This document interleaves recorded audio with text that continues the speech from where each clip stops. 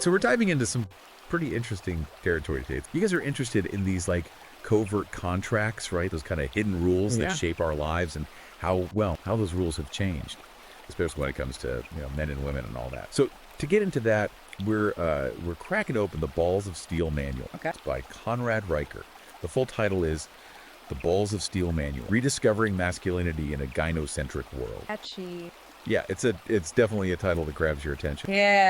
But it's more than just a catchy phrase. This book, it really digs into how masculinity is, I guess, perceived these days. Yeah. And how it's often kind of devalued in today's world. It might make you rethink some things. It might. Yeah. The author's main argument, and it's definitely one that gets you thinking, is that we live in what he calls a gynocentric world. Okay. Where those traditional masculine values, strength, stoicism, providing, those are kind of being chipped away at. And he's not just talking about like individual attitudes, right? He's looking at the bigger picture, like the structures of society and how they impact men. So it's like the playing field's tilted, but nobody told us the rules changed. Exactly. And this isn't, just some philosophical debate, right? This guy, he actually gets into the science of it all, Right. like exploring those biological differences between men and women, Right. and how those differences might have shaped our roles, throughout history. Like, for example, he talks about men's spatial awareness, which, I mean, think about it. That would have been crucial back in the day for hunting, for navigating, Sure.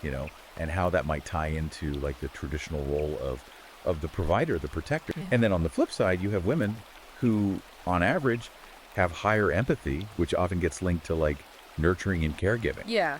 And it's important to point out, he's not saying that one is, superior to the other or anything like that. Right. He's saying these differences are complementary, like two sides of the same coin. Gotcha. Think about like the Kung hunter-gatherers in Africa. Okay. The men, with their spatial skills, would hunt, while women, with their nurturing instincts, would, care for the children, gather food. Yeah. It was a natural division of labor based on like inherent strengths, and well, it worked for them. Yeah. So the question is, what happens when society tries to force equality in areas where, biology might make it a little more complicated? Yeah. It's like trying to fit a square peg in a round hole, Exactly. If you force things that don't naturally fit, someone's going to get hurt. Mm-hmm. So like take those traditionally male-dominated fields, right? Like engineering is pushing for equal representation, even if it means using quotas. Is that actually beneficial? That's one of the big questions the book brings up. Uh-huh. The author, he argues that this push for, identical outcomes, regardless of what people are naturally inclined towards, well, it can create frustration and resentment. Yeah, I can see that. He even uses this study about career interests, showing that on average, men and women, they just show different levels of interest in certain fields like engineering. And he's suggesting maybe instead of forcing these quotas, we should just be encouraging everyone to follow their passions, whatever they may be, regardless of gender. Makes sense. Let people do what they're good at, what they enjoy. Exactly. Let people thrive in their own way. Right. Okay, so we've got this idea of a gynocentric world, this push for equality, even where it might not fit. But then there's this other kind of tension that he talks about, this double bind of vulnerability. What's that all about? Yeah, so society tells men to, open up emotionally, to be vulnerable, share their feelings. But then when they actually do that, they're often seen as weak or less competent. Ugh, I know that feeling. Right. Remember that time I tried to share some concerns about a project at work, and my boss basically just patted me on the head and said, there, it'll be all right. Yeah. Not exactly the vote of confidence I was looking for. Not really. And the book points out that from an evolutionary perspective, that kind of vulnerability for men could have been really dangerous. Oh, yeah. Yeah. Showing weakness could have meant losing status in the group, which, back then could have impacted your survival. That makes sense. So what are we supposed to do? Just bottle everything up and pretend we don't have feelings? No, not at all. He actually suggests looking to the Stoics for a different approach. The Stoics. Yeah, like those ancient Spartan warriors or, Roman statesmen. Okay. They weren't emotionless robots. They were masters of their emotion. Stoicism, it's not about suppressing feelings. It's about recognizing them, but not letting them control you. Okay. It's about developing that inner strength, resilience. Like a mental six-pack? Exactly. You're not ignoring your emotions. You're training them to work for you, not against you. I like that. But I gotta be honest, all this talk about deconstructing traditional masculinity, it makes me a little nervous. Yeah. It's like taking apart a perfectly good engine just to see how it works. You might learn something, but you could also really mess things up in the process. Could. And that's a valid concern, and it's something the author addresses directly in the book. Okay. He argues that too much focus on like tearing things down, deconstructing, without actually offering any real alternatives, any solutions, well, that can be pretty harmful. Yeah, just tearing things down doesn't really get you anywhere. Exactly. He points to certain social justice movements that, in his view, have focused on tearing down existing structures, but haven't really offered any practical solutions to replace them. And he uses some pretty strong examples too, right? Does. He even brings up Marxism, Leninism, and how its rejection of like objective morality led to all sorts of chaos. Right. He's arguing that without a shared understanding of right and wrong, without some common values, well, society kind of loses its foundation. Yeah. Things fall apart. It's like taking apart that Lego spaceship and just ending up with a pile of bricks you can't really build anything new with. So we've got this need for shared values, the dangers of deconstructing without. This leads us to a topic that I know you guys are pretty familiar with, the whole red pill perspective. Yeah, the author definitely delves into that. Okay. He offers a pretty strong critique of modern feminism, arguing that it's strayed from its original goals of, equality. Okay. And now it's promoting this agenda that can often be hostile towards men.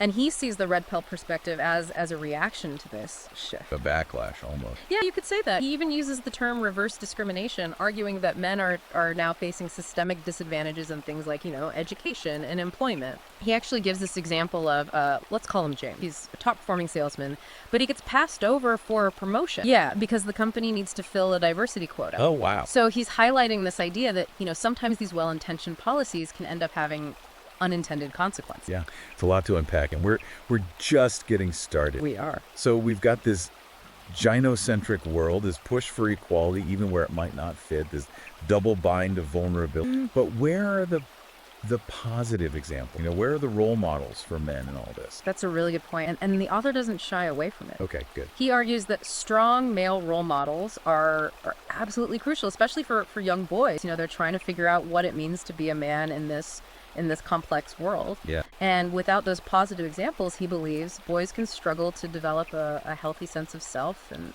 purpose. Yeah, if all you see are portrayals of men as like bumbling idiots or villains, it's hard to imagine yourself as anything different. Exactly. It can really mess with your self-esteem, your aspirations, He actually cites this research by Dr. Joseph Pleck. The book is called The Need for Strong Male Role Models in Society. Okay.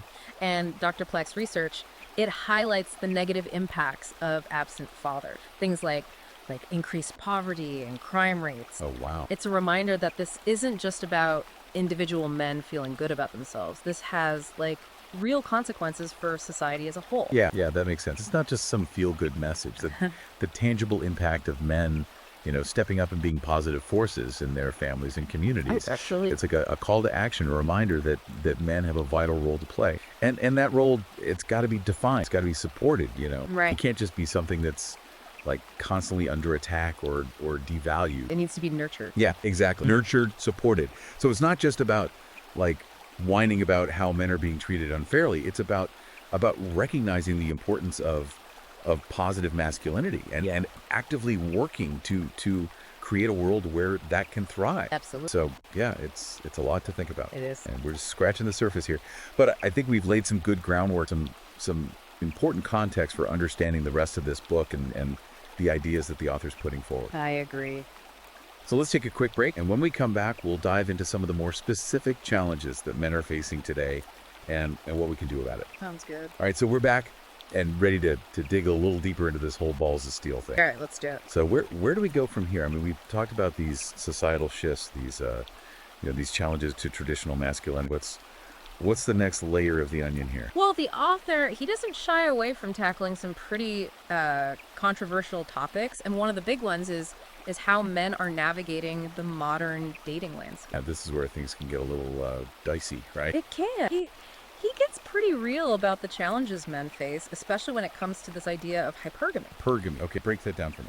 Basically, it refers to this tendency for women to be more attracted to partners who they perceive as higher status. And the author doesn't hold back in exploring how this impacts men. It creates this pressure to constantly improve, to achieve, to climb that social ladder. It's like this never-ending competition, and the rules are always changing. It's exhausting. It can be. He even talks about what he calls alpha widow syndrome. Alpha widow syndrome. That sounds intense. It is. It's this idea that women who have been with, more dominant partners, alpha male, have a really hard time settling for anything less. So you can see how this creates a lot of pressure for men. They feel like they have to constantly be on top of their game to be the best, to be the alpha. Yeah, it's like running on a treadmill that just keeps getting faster and faster. Right. So we've got this hypergamy thing, this constant pressure to perform. But it's not just in the dating world, right? No, not at all. The author sees this playing out in other areas of life too, starting with the workplace. Okay, so we go from like trying to find a partner to trying to climb the corporate ladder. It's all connected. In a way, yes. He argues that the workplace has become increasingly hostile toward men, especially when it comes to things like affirmative action and diversity quotas. Oh, yeah. He didn't hold back on those topics. He didn't. He argues that while these policies may have started with good intentions, they've created a situation where men are often at a disadvantage. Like he used that example of James, right? The top salesman who got passed over. Exactly. He argues that this is a form of reverse discrimination. And he connects this back to a bigger issue. He does. He says it's part of a broader trend of men losing their sense of identity, their sense of purpose. Like, the traditional roles of provider and protector are being eroded. And that leaves men feeling lost, unsure of their place in the world. Okay, yeah, I can see that. And it's not just about feelings, right? He brings up some pretty heavy statistics. He does. He talks about things like the rising rates of male suicide, homelessness, substance abuse. Yeah, you can't really ignore those numbers. It's serious stuff. It is. And the author, he's not trying to downplay the challenges that women face, but he's trying to highlight that men are struggling too. Yeah, and those struggles often go unnoticed. Exactly. He's urging us to look at the whole picture, to see that both men and women are facing their own unique set of challenges. Okay, so we've got the dating scene, we've got the workplace. Where else does this play out? Well, he also dives into the family court system. Oh, boy. Yeah, this is where he really pulls no punches. Yeah, he had some strong opinions about that. What was it again? He argues that family law is heavily biased against men, especially when it comes to divorce and child custody cases. Didn't he throw out some crazy statistics? He did. Something like 97% of alimony payments are made by men, and mothers receive sole custody in the vast majority of cases. Wow. So he's basically saying the system is rigged. He uses the term divorce racket. Divorce racket. Wow. I mean, I know divorce can be messy, but a racket? That's harsh. He even uses the example of, the Jeff Bezos divorce. Okay, yeah, that was a big one. Obviously, that's an extreme case, but it illustrates his point that even the wealthiest men can get taken to the cleaners in divorce court. So it's not just about the money. No. He argues that this bias has really negative consequences for children, too. Oh, yeah. How so? Well, because it often limits fathers' involvement in their kids' lives. Right. So it's not just a men's rights issue, it's a children's rights issue, too. Exactly. He's advocating for a more balanced approach to family law, one that recognizes the importance of fathers. Okay, yeah, that makes sense. So we've got education, we've got the workplace, family law. Is there any area of life where men aren't under attack, at least according to this book?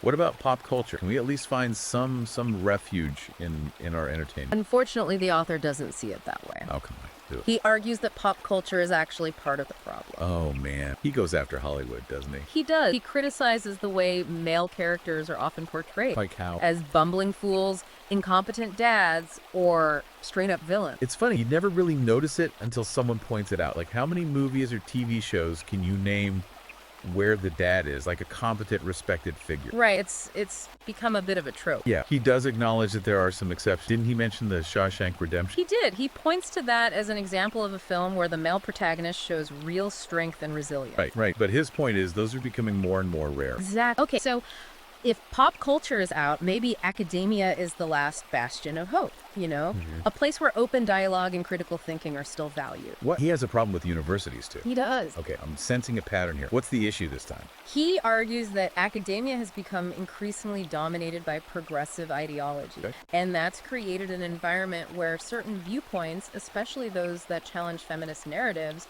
are often silenced or ridiculed. He specifically calls out those like critical theories and what was it, gender studies? Yes, he sees those fields as well as part of the problem. He views them as the enemy. Wow. He believes they've contributed to a situation where men's issues are often ignored or dismissed. Didn't he say something about like male scholars being afraid to speak out? He did. He even suggests that research funding is biased against men. You know, grants going to projects that align with a certain agenda. That's a pretty bold claim. It is. Okay, so education is failing boys, the workplace is discriminating against them, family courts are biased, pop culture is emasculating them, and academia is hostile territory.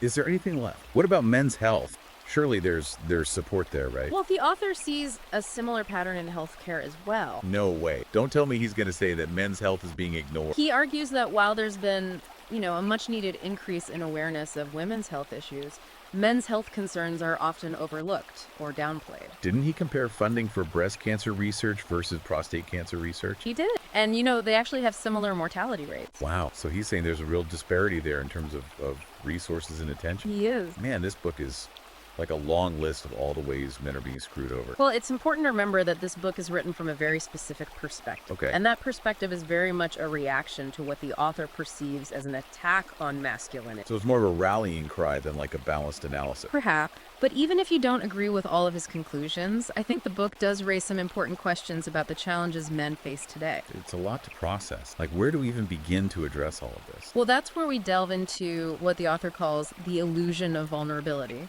which is where things get really interesting. The illusion of vulnerability. Okay, that sounds intriguing, but also a little scary. What exactly is that about? He argues that men are being sold a lie. A lie. Yeah, that vulnerability is a sign of strength, when in reality, it can be a weakness. Wait, hold on. Haven't we all been told that it's healthy to express our emotion, to be vulnerable? He's not saying that men shouldn't have feelings or that they shouldn't express them. Okay. His argument is that this kind of vulnerability, especially the way it's often presented today, it undermines their natural strength, their assertiveness. Okay, I'm trying to follow here. Can you give me an example? Sure. He argues that encouraging men to be constantly vulnerable, to overshare their feelings, to constantly seek validation from women, it makes them appear weak and needy. Okay, yeah. I can see how that might be a problem in the dating world, for sure. Exactly. He argues that this kind of vulnerability can actually make men less attractive to women. Oh, wow. Because, according to him, women are biologically programmed to seek out strong, confident partners. So it's like a self-fulfilling prophecy. Men are told to be vulnerable to be attractive, but that vulnerability can actually end up making them less attractive. That's the essence of his argument. He believes that this illusion of vulnerability is a trap. It's a way to emasculate men, to keep them from reaching their full potential. I'm starting to see where he's coming from. But, I mean, isn't there a balance? Isn't it okay for men to be vulnerable sometimes with the right people in the right context? That's a great question, and it's one that the author doesn't fully address. He paints a pretty black and white picture, which I think is part of what makes the book so provocative. So he's basically saying men should just, like, suck it up and never show any weakness. I wouldn't say that's entirely accurate. He's not advocating for emotional suppression. What he's advocating for is strength, resilience, for men to develop what he calls balls of steel in the face of adversity. Okay, I get the metaphor, but how does that actually translate to real life? Like, what's he suggesting men do? Well, he offers a few practical suggestions. Things like cultivating strong male friendships, engaging in physically and mentally challenging activities, and rediscovering traditional masculine virtues. So it's about building both inner and outer strength. Not just hitting the gym, but also like developing that mental toughness, that emotional resilience. Exactly. He believes that by embracing those aspects of masculinity, men can really thrive in today's world. Man, this is heavy stuff. I need a moment to process all of this. Yeah, it's a lot to take in. We'll be back for the final part of this deep dive soon. Until then, keep thinking, keep questioning, and stay strong, everyone. All right, we're back. Round 3 of our deep dive into this Balls of Steel manual. Man, we've covered a lot. Everything from societal shifts and biological differences to like all the challenges men are up against these days. Dating, the workplace, you name it. It's a lot to take in. It is, and of course we left off talking about this illusion of vulnerability, which is, well, pretty thought-provoking. Yeah, that one really got me thinking. I mean, on one hand, we're told to open up, be sensitive, but then he's saying that might actually be like working against us. It's a bit of a head scratcher. It is. So the big question is, where do we go from here? What does the author actually suggest men do with all this information? Yeah, because it's one thing to point out the problems, but it's another to actually offer some solutions, right? Right. And he does offer some practical advice, and a lot of it connects back to things we've already talked about. Okay, good, because my brain's a little fried at this point. Refresh my memory. Well, he starts by emphasizing the importance of strong male friendship. He argues that men, they need other men in their lives, for support, for camaraderie, just that sense of belonging. Yeah, it's like that classic image of guys hanging out, watching the game, having a beer. There's something primal about that. Exactly. And it's not just about having a good time. He actually cites research showing that men with strong social connections, they have better mental health, even better physical health. So it's not just a bro thing. It's good for us. It is. He encourages men to make time for their buddies, to be there for each other, build those bonds of brotherhood that can help you get through tough times. Okay, check that box. What else? He also talks about the importance of seeking out challenges. Challenges? Like what kind of challenge? Both physical and mental. He believes that men need to push themselves, to test their limits, to experience that sense of accomplishment that comes from overcoming obstacles. So not just hitting the gym, but also like challenging ourselves intellectually, learning new skills, taking risks. Exactly. He thinks those experiences, they build resilience, confidence, a sense of mastery. He even uses the example of like those ancient warriors and explorers, those men who faced incredible hardships but came out stronger on the other side. This is starting to sound like a self-improvement seminar, but I get it. We can't just sit around and complain about how the world is against us. Yeah. We have to take action. We got to step up. That's a key takeaway from this book. It's a call to action, a reminder that men have the power to shape their own destinies. Okay, so we've got the strong friendship, we've got challenge. What else is in this balls of steel toolkit? He also encourages men to reconnect with what he calls traditional masculine virtues. Hold on, didn't he spend a good chunk of this book criticizing traditional roles? Now he wants us to embrace them? I'm a little confused. He's not suggesting we go back to some outdated, rigid definition of masculine. Okay. He's talking about rediscovering the core values that have historically made men, strong and resilient. Okay, give me some example. What kind of virtues are we talking about here? Things like courage, honor, integrity, self-reliance. Does sound like good, Yeah. actually. I mean, who would want to be more courageous, more honorable? Right. He argues that those virtues, they're timeless, they're universal, and they provide a strong foundation for men to build their lives on. Okay, I'm following you. But how do we actually cultivate those virtues? It's not like they just magically appear overnight. He suggests looking to role models. Both historical figures and people in our own lives, men who embody those qualities. He also talks about the importance of mentorship, seeking guidance from older, wiser men who can share their experience and wisdom. So it's like we're building this whole new code of conduct. It's exciting, but also a little daunting. Change is never easy, but the author, he really believes it's necessary if men are going to thrive in the modern world. He's certainly not afraid to shake things up. I got to give him that, even if I don't always agree with everything he says. That's the beauty of engaging with thought-provoking material, right? It makes you question your own assumptions, and hopefully, it helps you grow. Well, he's definitely given me a lot to think about. I'm looking at the world and myself in a whole new light after this deep dive. That whole idea of a war against men, it really stuck with me. Is it really that bad? Are there really forces working against men in society today? It's a question worth asking. He points to things like the education system, the workplace, the family court system, even pop culture as evidence of this war. And he doesn't really offer any easy solutions, does he? It feels like we're dealing with some pretty deeply rooted issues here. He doesn't. He believes it's a complex problem that requires a multifaceted approach. So what can we do as individuals, as men, as a society? Where do we even begin to address this? He encourages men to become more informed about the issues, to engage in open dialogue, to challenge those narratives that we talked about, and to support organizations that are fighting for men's rights. It's a call to arms. Are we ready to enlist? That's a personal decision, but I think the first step is awareness, right? By recognizing the challenges, we can start to find solutions. Well, this deep dive has definitely opened my eyes. I'm looking at everything differently now. My relationships, my career, my role as a father, even the movies I watch. That's great. It means you're thinking critically, you're questioning assumptions, you're forming your own opinions. I gotta admit, I'm feeling pretty fired up. I want to do something, I want to make a difference. And then that's the perfect place to start. Channel that energy into positive action. Mentor a young man, support a father's rights group, speak out against injustice, or just focus on being the best version of yourself. Yeah, I like that. Lead by example. Okay, I'm ready to roll up my sleeves and get to work. But before we wrap up, I got to ask, what about the author himself? Is he walking the walk or just talking the talk? He's actually quite active in the men's rights movement. He founded a nonprofit organization that provides support and resources for men going through, divorce and custody battles. He's putting his money where his mouth is. He's actually out there on the front lines. He is. He believes in taking action, in supporting each other, in building that sense of community and solidarity among men. Man, this guy's given us a lot to think about. Any final thoughts before we sign off? I think the book's title, The Balls of Steel Manual, it's obviously meant to be provocative, right? Yeah. But beneath that tough exterior, there's a message of strength, resilience, and hope for men. I think you're right. It's a reminder that we're not alone, that we have the power to create a better future for ourselves and for the next generation of men. If you're interested in exploring these ideas further, you can check out the book. It's available on Amazon Kindle and Google Play Books. We'll be sure to include those links in the show notes. So there you have it, folks. Our deep dive into the Balls of Steel Manual, discovering masculinity in a gynocentric world.